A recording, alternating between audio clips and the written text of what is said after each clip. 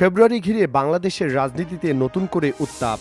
ক্ষমতা হারানোর পর দীর্ঘ সময় নীরব থাকা আওয়ামী লীগ এবার মাঠে নামার প্রস্তুতি নিচ্ছে। দেশের ভেতরেও বাইরে একযোগে সক্রিয় হচ্ছে দলটি, আর তার কেন্দ্রবিন্দুতে রয়েছেন শেখ হাসিনা। আওয়ামী লীগের একাধিক দায়িত্বশীল সূত্র জানাচ্ছে, দলের সভানেত্রী শেখ হাসিনা ফেব্রুয়ারিতে রাজনৈতিক কর্মসূচিতে নামার নির্দেশনা দিয়েছেন। ছাত্র, শিক্ষক, শ্রমিক ও কৃষক সহ সব সহযোগী সংগঠনকে প্রস্তুত থাকতে বলা হয়েছে। দেশের ভেতরে সাংগঠনিকভাবে দলটি দুর্বল থাকলেও অনলাইন ও আন্তর্জাতিক পরিসরে তাদের তৎপরতা বেড়েছে। সম্প্রতি দেশে ও দেশের বাইরে অবস্থানরত আওয়ামী লীগের শীর্ষ নেতারা একাধিক বৈঠক করেন।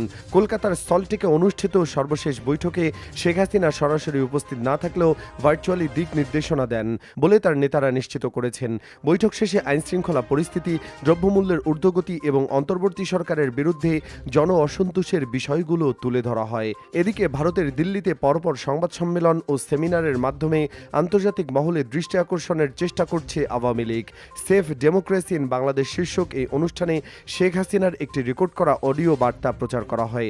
সেখানে তিনি অন্তর্বর্তী সরকার সহিংসতা, সংখ্যালঘু নির্যাতন এবং সাংবাদিকদের নিরাপত্তা নিয়ে অভিযোগ তোলেন। আওয়ামী লীগ 5 দফা দাবি উত্থাপন করেছে, যার মধ্যে অন্যতম হল জাতিসংঘের মাধ্যমে বিগত বছরের ঘটনাবলীর নিরপেক্ষ তদন্ত। দলটির দাবি, ফেব্রুয়ারির মাঝামাঝি সময়ে জাতিসংঘের তদন্ত প্রতিবেদন প্রকাশের প্রেক্ষাপটকে তারা রাজনৈতিকভাবে কাজে লাগাতে চায়। এই জন্য একটি প্রতিনিধি দল জাতিসংঘের প্রতিনিধি দলের সঙ্গে সাক্ষাৎ করে মানবাধিকার লঙ্ঘনের তথ্য তুলে ধরার প্রস্তুতিও নিচ্ছে। বিশ্লেষকদের মতে, দেশের ভেতরে মাঠ রাজনীতি এখনও চ্যালেঞ্জের মুখে থাকলেও আন্তর্জাতিক চাপ ও জন অসন্তোষকে পুঁজি করেই ফেব্রুয়ারিকে মোক্ষম সময় হিসেবে বেছে নিয়েছে আওয়ামী লীগ। ফলে আসন্ন সময়ের রাজনীতি আরও উত্তপ্ত হওয়ার ইঙ্গিত স্পষ্ট। তারিফ বিন জিহাদ, দেশ 24 লাইভ, ঢাকা।